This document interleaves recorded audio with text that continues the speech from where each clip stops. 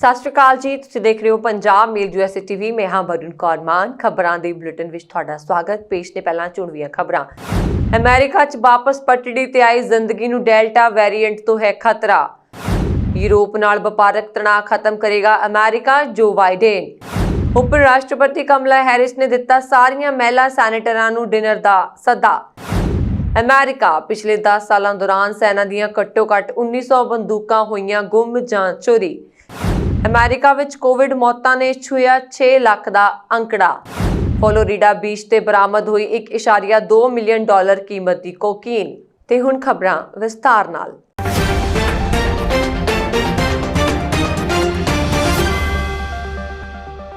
Novel corona virus ਦਾ ਨਵਾਂ variant delta, ਜੋ ਕਿ ਆਖਰੀ ਸਾਲ 2019 ਦੇ ਆਖਰੀ ਸਮੇਂ ਚੀਨ ਦੇ ਵੁਹਾਨ ਤੋਂ ਆਇਆ ਸੀ, ਵਿਸ਼ਵ ਵਿੱਚ ਚਿੰਤਾ ਦਾ ਕਾਰਨ ਬਣਿਆ ਰਿਹਾ। ਇਸ ਤਰਤੀਬ ਵਿੱਚ ਅਮਰੀਕਾ ਦੇ CDC ਵੀ ਇਸ ਰੂਪਾਂਤਰ ਲਈ ਗੰਭੀਰ ਹਨ। ਵਾਇਰਸ ਦਾ ਇਹ ਵੈਰੀਐਂਟ, ਜਿਸ ਨੂੰ ਵਿਸ਼ਵ ਸਿਹਤ ਸੰਗਠਨ ਨੇ ਡੈਲਟਾ ਦਾ ਨਾਮ ਦਿੱਤਾ ਹੈ, ਨੂੰ ਦੂਜੇ ਵੈਰੀਐਂਟਸ ਦੇ ਮੁਕਾਬਲੇ ਬਹੁਤ ਜ਼ਿਆਦਾ ਖਤਰਨਾਕ ਕਿਹਾ ਜਾਂਦਾ ਹੈ। ਸਭ ਤੋਂ ਵੱਧ ਖਤਰਨਾਕ ਹੋਣ ਦੇ ਨਾਲ ਇਸ ਦੇ ਖਤਮ ਹੋਣ ਦੇ ਬਹੁਤ ਘੱਟ ਚਾਂਸ ਹਨ। ਪਹਿਲਾਂ CDC ਨੇ ਇਸ ਵੈਰੀਐਂਟ ਨੂੰ ਕਮਜ਼ੋਰ ਮੰਨਿਆ ਸੀ, ਪਰ ਇਹ ਅਸਲ ਕੋਵਿਡ-19 ਸਟ੍ਰੇਨ ਨਾਲੋਂ ਵੱਧ ਖਤਰਨਾਕ ਹੈ। WHO ਨੇ ਸਿਰਫ 10 ਮਈ ਨੂੰ ਹੀ ਡੈਲਟਾ ਨੂੰ ਚਿੰਤਾ ਦਾ ਵਿਸ਼ਾ ਦੱਸਿਆ। ਇਸ ਖਤਰਨਾਕ ਵੈਰੀਐਂਟ ਤੇ ਸੋਮਵਾਰ ਨੂੰ ਇੱਕ ਅਧਿਐਨ ਸਕਾਟਲੈਂਡ ਵਿੱਚ ਪ੍ਰਕਾਸ਼ਿਤ ਕੀਤਾ ਗਿਆ। ਇਸ ਅਨੁਸਾਰ ਅਲਫਾ ਵੈਰੀਐਂਟ ਦੇ ਮੁਕਾਬਲੇ ਇਸ ਵੈਰੀਐਂਟ ਨਾਲ ਇਨਫੈਕਟਡ ਹੋਣ ਦੀ ਸੰਭਾਵਨਾ ਦੁੱਗਣੀ ਹੈ। V1.1.7 ਭਾਵ ਅਲਫਾ ਵੈਰੀਐਂਟ ਨਾਲ ਇਨਫੈਕਟਡ ਹੋਣ ਦਾ ਮਾਮਲਾ ਪਹਿਲਾਂ ਬਰਤਾਨੀਆ ਆਇਆ ਸੀ। ਅਮਰੀਕੀ ਰਾਸ਼ਟਰਪਤੀ ਜੋ ਬਾਈਡਨ ਨੇ ਅੱਜ ਯੂਰੋਪੀਅਨ ਯੂਨੀਅਨ ਦੇ ਆਗੂਆਂ ਨਾਲ ਮੀਟਿੰਗ ਕਰਕੇ ਸਾਬਕਾ ਅਮਰੀਕੀ ਸਦਰ ਡੋਨਾਲਡ ਟਰੰਪ ਵੱਲੋਂ ਸ਼ੁਰੂ ਕੀਤੀ ਵਪਾਰਕ ਜੰਗ ਨੂੰ ਖਤਮ ਕਰਨ ਦਾ ਐਲਾਨ ਕਰ ਦਿੱਤਾ।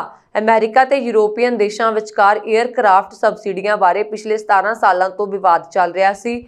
ਬ੍ਰਸਲਜ਼ ਵਿੱਚ ਯੂਰੋਪੀਅਨ ਆਗੂਆਂ ਸਣੇ ਨਾਟੋ ਸਿਖਰ ਸੰਮੇਲਨ ਵਿੱਚ ਸ਼ਮੂਲੀਅਤ ਕਰਦਿਆਂ ਬਾਈਡਨ ਨੇ ਕਿਹਾ ਕਿ ਉਹ ਯੂਰਪੀ ਯੂਨੀਅਨ ਤੇ ਨਾਟੋ ਨਾਲ ਚੰਗੇ ਸੰਬੰਧ ਬਣਾਉਣ ਦੇ ਇਛੁਕ ਹਨ, ਕਿਉਂਕਿ ਇਹ ਅਮਰੀਕਾ ਦੇ ਹਿੱਤ ਵਿੱਚ ਹੈ। ਉਹਨਾਂ ਨੇ ਆਖਿਆ ਕਿ ਉਹਨਾਂ ਦੇ ਟਰੰਪ ਨਾਲੋਂ ਬਿਲਕੁਲ ਵੱਖਰੇ ਵਿਚਾਰ ਹਨ।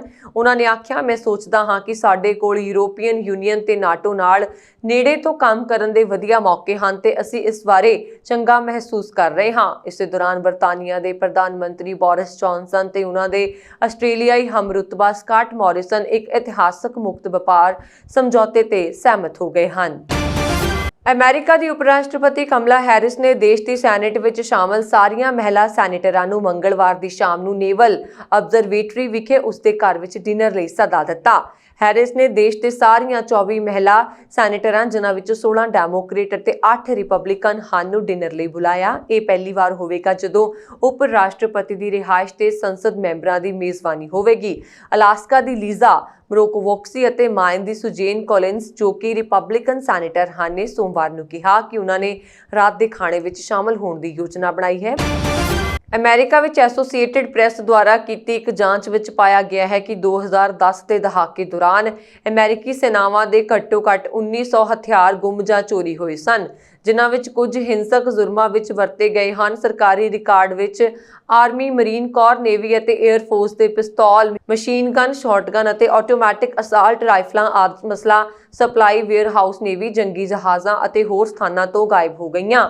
ਇਹ ਹਥਿਆਰ ਸੁਰੱਖਿਆ ਸਫਲਤਾਵਾਂ ਦੇ ਕਾਰਨ ਗੁੰਮ ਹੋਏ ਹਨ, ਜਿਨ੍ਹਾਂ ਦੀ ਹੁਣ ਤੱਕ ਜਨਤਕ ਤੌਰ ਤੇ ਕੋਈ ਖਬਰ ਨਹੀਂ ਆਈ। ਰਿਪੋਰਟ ਅਨੁਸਾਰ ਇੱਕ ਕੇਸ ਵਿੱਚ ਅਧਿਕਾਰੀਆਂ ਨੇ ਫੋਰਟ ਬ੍ਰੈਗ, ਨਾਰਥ ਕੈਰੋਲੀਨਾ ਤੋਂ ਚੋਰੀ ਕੀਤੇ ਇੱਕ ਆਰਮੀ ਪਿਸਤੌਲ ਨੂੰ ਇਸ ਦੇ ਬਰਾਮਦ ਹੋਣ ਤੋਂ ਪਹਿਲਾਂ ਨਿਊਯਾਰਕ ਵਿੱਚ 4 ਵਾਰ ਹੋਈ ਗੋਲਾਬਾਰੀ ਵਿੱਚ ਵਰਤਿਆ ਗਿਆ ਹੈ ਅਤੇ ਬੋਸਟਨ ਸਟਰੀਟ ਦੀ ਇੱਕ ਗੋਲਾਬਾਰੀ ਵਿੱਚ ਵੀ ਇੱਕ ਹੋਰ ਚੋਰੀ ਹੋਈ ਆਰਮੀ ਪਿਸਤੌਲ ਵਰਤੀ ਗਈ ਸੀ। ਫੌਜੀ ਹਥਿਆਰਾਂ ਦੀ ਚੋਰੀ ਵਿਸ਼ਵ ਵਿਆਪੀ ਪੱਧਰ ਤੇ ਫੈਲੀ ਹੈ। ਅਫਗਾਨਿਸਤਾਨ ਵਿੱਚ ਕਿਸੇ ਨੇ ਇੱਕ ਆਰਮੀ ਕੰਟੇਨਰ ਤੇ ਪੈਟਲੌਕ ਕੱਟ ਕੇ 65 ਬੇਰੇਟਾ M9 ਚੋਰੀ ਕਰ ਲਿਆ ਸੀ। ਇੰਨਾ ਹੀ ਨਹੀਂ, ਫੌਜੀ ਵਿਸਫੋਟਕ ਹਥਿਆਰ ਵੀ ਚੋਰੀ ਕੀਤੇ ਗਏ ਸਨ, ਜਿਸ ਵਿੱਚ ਗ੍ਰਨੇਡ ਵੀ ਸ਼ਾਮਲ ਸਨ, ਜੋ ਕਿ ਐਟਲਾਂਟਾ ਦੀ ਇੱਕ ਜਾਇਦਾਦ ਦੇ ਵਿਹੜੇ ਵਿੱਚ ਮਿਲੇ ਸਨ। ਉਸ ਘਟਨਾ ਦੇ ਨਾਲ ਹੋਰ ਬਹੁਤ ਮਾਮਲਿਆਂ ਵਿੱਚ ਫੌਜੀ ਜਾਂਚਕਰਤਾਵਾਂ ਨੇ ਜ਼ਿੰਮੇਵਾਰੀ ਵਿਅਕਤੀਆਂ ਨੂੰ ਲੱਭਣ ਤੋਂ ਬਿਨਾਂ ਹੀ ਕੇਸ ਬੰਦ ਕਰ ਦਿੱਤੇ ਹਨ। ਪੈਂਟਾਗਨ ਚੋਰੀ ਕੀਤੇ ਹਥਿਆਰਾਂ ਬਾਰੇ ਸਾਲਾਨਾ ਅਪਡੇਟ ਕਾਂਗਰਸ ਨਾਲ ਸਾਂਝਾ ਕਰਦਾ ਸੀ, ਪਰ ਇਹ ਜ਼ਰੂਰਤ ਕਈ ਸਾਲ ਪਹਿਲਾਂ ਖਤਮ ਹੋ ਗਈ ਸੀ। ਅਮਰੀਕਾ ਵਿੱਚ ਕੋਰੋਨਾ ਵਾਇਰਸ ਕਾਰਨ ਹੋਣ ਵਾਲੀਆਂ ਮੌਤਾਂ ਨੇ ਸੋਮਵਾਰ ਨੂੰ 6 ਲੱਖ ਦਾ ਅੰਕੜਾ ਪਾਰ ਕਰ ਲਿਆ।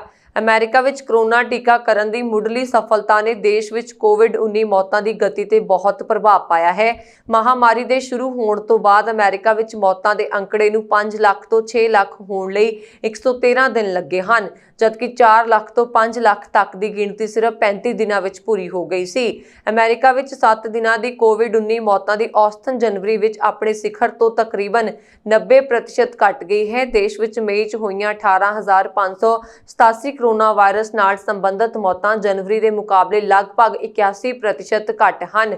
ਬਿਮਾਰੀ ਨਿਯੰਤਰਣ ਅਤੇ ਰੋਕਥਾਮ ਕੇਂਦਰ ਦੇ ਅਨੁਸਾਰ ਅਮਰੀਕਾ ਨੇ ਹੁਣ ਤੱਕ ਤਕਰੀਬਨ 166 ਮਿਲੀਅਨ ਬਾਲਗਾਂ ਨੂੰ ਟੀਕੇ ਘੱਟੋ-ਘੱਟ ਇੱਕ ਖੁਰਾਕ ਲਗਾਈ ਹੈ। ਹਾਲਾਂਕਿ ਟੀਕਾਕਰਨ ਦੀ ਦਰ ਅਪ੍ਰੈਲ ਦੇ ਅੱਧ ਤੋਂ ਘਟ ਗਈ ਹੈ, ਪਰ ਟੀਕੇ ਲੱਗਣ ਕਾਰਨ 7 ਦਿਨਾਂ ਦਾ ਔਸਤਨ ਹਸਪਤਾਲ ਦਾਖਲਾ ਵੀ ਘਟ ਗਿਆ ਹੈ।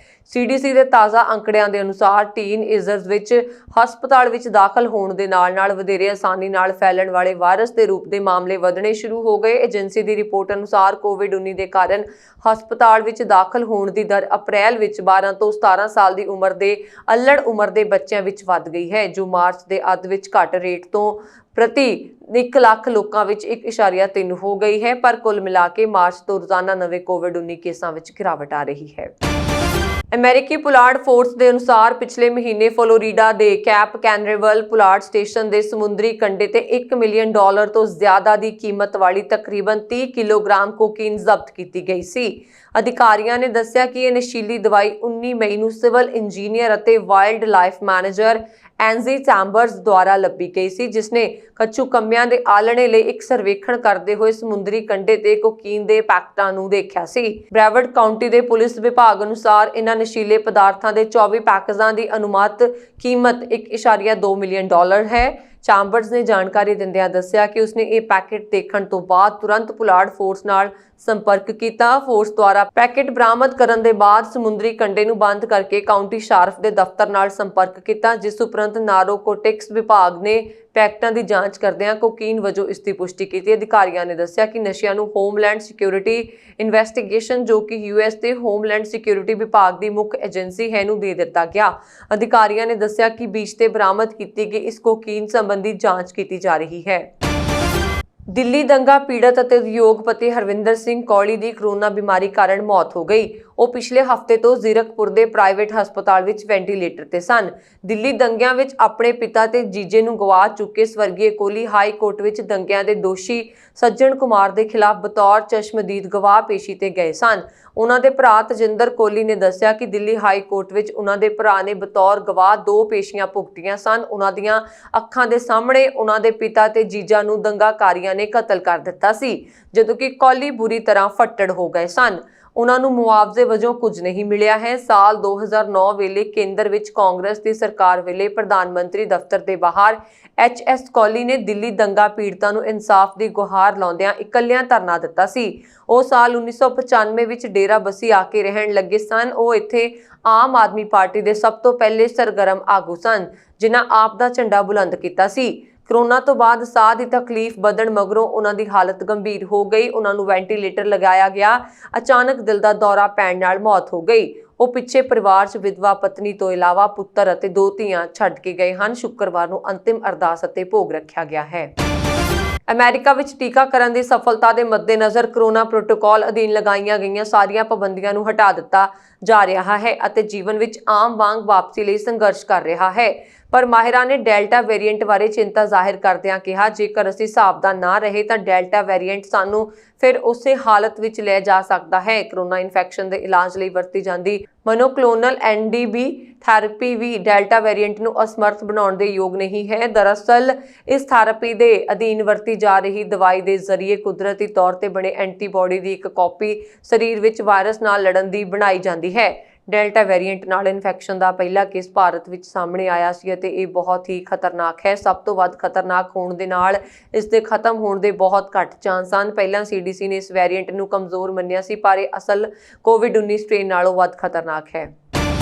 ਕੈਨੇਡਾ ਦੀ ਸਾਬਕਾ ਸਰਕਾਰ ਵਿੱਚ ਮੰਤਰੀ ਰਹੇ ਭਾਰਤੀ ਮੂਲ ਦੇ ਸਿੱਖ ਸਾਂਸਦ ਨੇ 5 ਸਾਲ ਪੁਰਾਣੇ ਇੱਕ ਬਿੱਲ ਨੂੰ ਲੈ ਕੇ ਜਨਤਕ ਤੌਰ ਤੇ ਮੁਆਫੀ ਮੰਗੀ ਹੈ। ਇਸ ਬਿੱਲ ਵਿੱਚ ਕਿਹਾ ਗਿਆ ਸੀ ਕਿ ਦੇਸ਼ ਵਿੱਚ ਮੁਸਲਿਮ ਔਰਤਾਂ ਨਾਗਰਿਕਤਾ ਦੀ ਸਹੁੰ ਚੁੱਕਣ ਵੇਲੇ ਨਕਾਬ ਨਹੀਂ ਪਾ ਸਕਣਗੀਆਂ। ਉਸੇ ਦੌਰਾਨ ਇਹ ਬਿੱਲ ਕਾਫੀ ਵਿਵਾਦਿਤ ਵੀ ਰਿਹਾ ਸੀ। ਹਾਲ ਹੀ ਵਿੱਚ ਇਸਲਾਮੋਫੋਬੀਆ ਨਾਲ ਜੁੜਿਆ ਇੱਕ ਮਾਮਲਾ ਸਾਹਮਣੇ ਆਇਆ, ਜਿੱਥੇ ਇੱਕ ਨੌਜਵਾਨ ਨੇ ਮੁਸਲਿਮ ਪਰਿਵਾਰ ਤੇ ਟਰੱਕ ਚੜਾ ਕੇ 4 ਮੈਂਬਰਾਂ ਦਾ ਕਤਲ ਕਰ ਦਿੱਤਾ ਸੀ। ਕੰਜ਼ਰਵੇਟਿਵ ਪਾਰਟੀ ਦੇ ਸਾਂਸਦ ਟਿਮ ਉੱਪਲ 2015 ਵਿੱਚ ਪ੍ਰਧਾਨ ਮੰਤਰੀ ਰਹੇ ਸਟੀਫਨ ਹਾਰਪਰ ਦੀ ਸਰਕਾਰ ਵਿੱਚ ਮੰਤਰੀ ਸਨ। ਉਸ ਦੌਰਾਨ ਉਹਨਾਂ ਨੇ ਇਸ ਬਿੱਲ ਨੂੰ ਸਮਰਥਨ ਕੀਤਾ ਸੀ।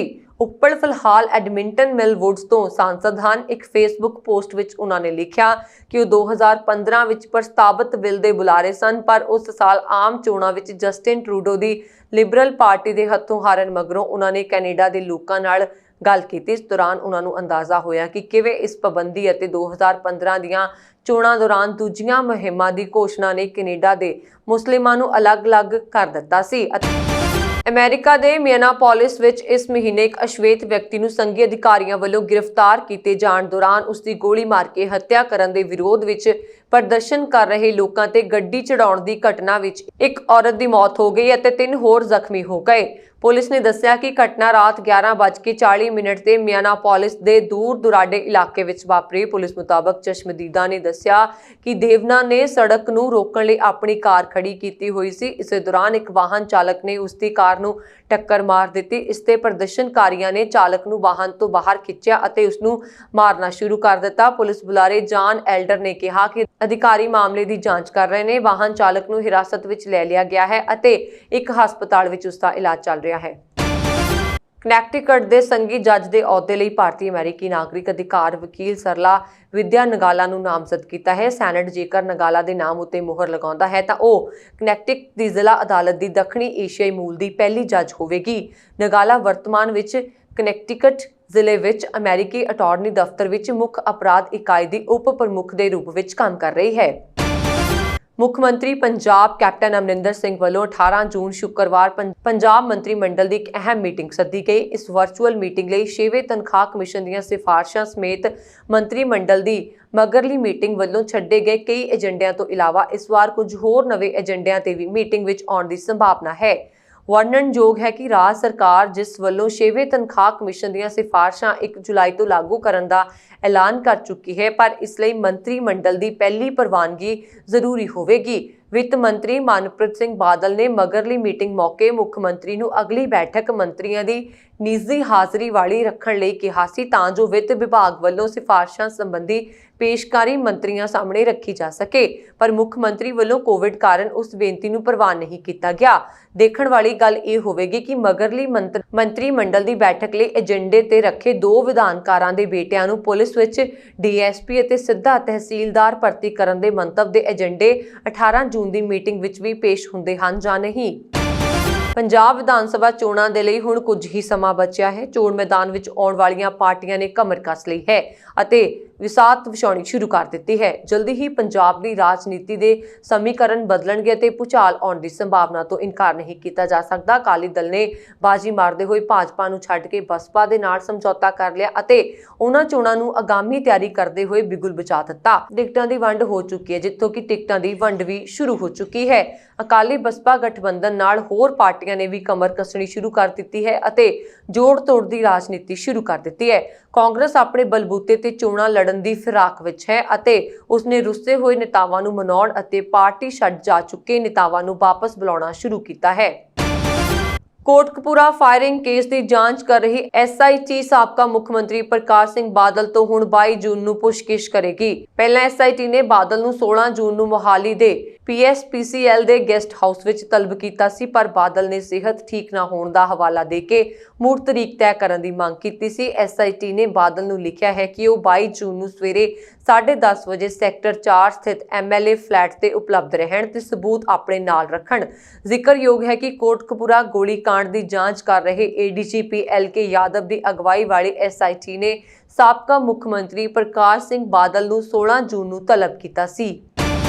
ਹੈਮਰ ਥਰੋ ਦੇ ਰਾਸ਼ਟਰੀ ਪੱਧਰ ਦੇ ਖਿਡਾਰੀ ਜੈਪਾਲ ਸਿੰਘ ਭੁੱਲਰ ਦੇ ਸਰੀਰ ਤੇ ਗੋਲੀਆਂ ਦੇ ਜ਼ਖਮਾਂ ਤੋਂ ਇਲਾਵਾ ਕਈ ਸੱਟਾਂ ਦੇ ਨਿਸ਼ਾਨ ਮਿਲਣ ਅਤੇ ਇਸ ਤਕੜੇ 6 ਫੁੱਟ ਦੇ ਖਿਡਾਰੀ ਦੀ ਬਾਂਹ ਦੀ ਇੱਕ ਹੱਡੀ 2 ਥਾਵਾਂ ਤੋਂ ਟੁੱਟੀ ਪਾਈ ਜਾਣ ਨੂੰ ਆਧਾਰ ਬਣਾਉਂਦੇ ਹੋਏ ਉਸਦੇ ਪਿਤਾ ਸਰਦਾਰ ਭੁਪਿੰਦਰ ਸਿੰਘ ਭੁੱਲਰ ਨੇ ਆਪਣੇ ਜਵਾਨ ਬੇਟੇ ਦੇ ਫਰਜ਼ੀ ਮੁਕਾਬਲੇ ਦੇ ਦੋਸ਼ ਲਾਉਂਦੇ ਹੋਏ ਪੰਜਾਬ ਅਤੇ ਹਰਿਆਣਾ ਹਾਈ ਕੋਰਟ ਵਿੱਚ ਮੰਗਲਵਾਰ ਨੂੰ ਇੱਕ ਪਟੀਸ਼ਨ ਦਾਇਰ ਕੀਤੀ।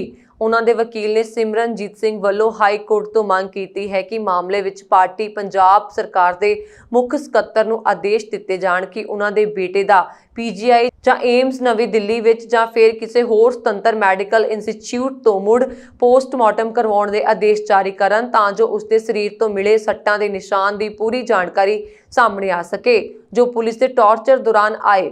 ਵਕੀਲ ਸਿਮਰਨਜੀਤ ਸਿੰਘ ਨੇ ਕਿਹਾ ਕਿ ਇਸ ਤੋਂ ਪਹਿਲਾਂ ਵੀ ਪੰਜਾਬ ਅਤੇ ਹਰਿਆਣਾ ਹਾਈ ਕੋਰਟ ਅਤੇ ਸੁਪਰੀਮ ਕੋਰਟ ਮੁੜ ਪੋਸਟਮਾਰਟਮ ਦੇ ਆਦੇਸ਼ ਜਾਰੀ ਕਰ ਚੁੱਕਿਆ ਹੈ। ਜੈਪਾਲ ਦੀ ਲਾਸ਼ ਪਿਛਲੇ ਕਈ ਦਿਨਾਂ ਤੋਂ ਘਰ ਪਈ ਹੋਈ ਹੈ ਅਤੇ ਗਰਮੀ ਵਿੱਚ ਲਾਸ਼ ਖਰਾਬ ਹੋ ਰਹੀ ਹੈ, ਇਸ ਕਰਕੇ ਛੇਤੀ ਪੋਸਟਮਾਰਟਮ ਦੀ ਮੰਗ ਕੀਤੀ ਗਈ ਹੈ। ਟਵਿੱਟਰ ਵੱਲੋਂ ਭਾਰਤ ਵਿੱਚ ਅੰਤਰਿਮ ਮੁੱਖ ਪਾਲਣ ਅਧਿਕਾਰੀ ਨਿਯੁਕਤ ਕੀਤਾ ਗਿਆ ਹੈ ਅਤੇ ਜਲਦ ਹੀ ਸੂਚਨਾ ਅਤੇ ਤਕਨੀਕੀ ਮੰਤਰਾਲੇ ਨਾਲ ਜਾਣਕਾਰੀ ਸਾਂਝੀ ਕੀਤੀ ਜਾਵੇਗੀ। ਟਵਿੱਟਰ ਦੇ ਬੁਲਾਰੇ ਨੇ ਕਿਹਾ ਕਿ ਨਵੇਂ ਦਿਸ਼ਾ ਨਿਰਦੇਸ਼ਾਂ ਦਾ ਪਾਲਣ ਕਰਨ ਦੀ ਹਰ ਕੋਸ਼ਿਸ਼ ਜਾਰੀ ਹੈ। ਦੂਜੇ ਪਾਸੇ ਸੂਚਨਾ ਅਤੇ ਤਕਨੀਕੀ ਮਾਮਲਿਆਂ ਦੇ ਕਾਂਗਰਸੀ ਆਗੂ ਸ਼ਸ਼ੀ ਥਰੂਰ ਦੀ ਅਗਵਾਈ ਵਾਲੀ ਸੰਸਦੀ ਸਥਾਈ ਕਮੇਟੀ ਨੇ ਟਵਿੱਟਰ ਦੇ ਅਧਿਕਾਰੀਆਂ ਨੂੰ 18 ਜੂਨ ਨੂੰ ਪੇਸ਼ ਹੋਣ ਅਤੇ ਆਪਣੇ ਪਲੇਟਫਾਰਮ ਦੇ ਦੁਰਉਪਯੋਗ ਨੂੰ ਰੋਕਣ ਤੇ ਆਪਣੇ ਵਿਚਾਰ ਰੱਖਣ ਲਈ ਕਿਹਾ। ਬੈਠਕ ਸੰਸਦ ਭਵਨ 'ਚ ਹੋਵੇਗੀ ਜਿੱਥੇ ਟਵਿੱਟਰ ਦੇ ਨੁਮਾਇੰਦਿਆਂ, ਸੂਚਨਾ ਅਤੇ ਤਕਨੀਕੀ ਮੰਤਰਾਲੇ ਦੇ ਅਧਿਕਾਰੀਆਂ ਅਤੇ ਕਮੇਟੀ ਦੇ ਮੈਂਬਰਾਂ ਦੀ ਮੌਜੂਦਗੀ ਵਿੱਚ ਉਪਭੋਗਤਾਵਾਂ ਦੇ ਅਧਿਕਾਰ ਦੀ ਸੁਰੱਖਿਆ ਤੇ ਚਰਚਾ ਕੀਤੀ ਜਾਵੇਗੀ, ਜਿਸ ਵਿੱਚ ਲੋਕ ਸਭਾ ਅਤੇ ਰਾਜ ਸਭਾ ਦੋਵਾਂ ਦੇ 31 ਸੰਸਦ ਮੈਂਬਰ ਸ਼ਾਮਲ ਹੋਣਗੇ। ਇਹ ਸਨ ਹੁਣ ਤੱਕ ਦੀਆਂ ਖਬਰਾਂ। ਮੈਨੂੰ ਵਰੁਣ ਕੌਰ ਮਾਨ ਨੂੰ ਦਿਵਾ ਗਿਆ ਤੇ ਹੋਰ ਖਬਰਾਂ ਦੇ ਲਈ ਸਾਡਾ YouTube ਚੈਨਲ ਪੰਜਾਬ ਮੇਲ USA TV ਨੂੰ ਸਬਸਕ੍ਰਾਈਬ ਕਰਨਾ ਨਾ ਭੁੱਲਣਾ। ਸਤਿ ਸ਼੍ਰੀ ਅਕਾਲ।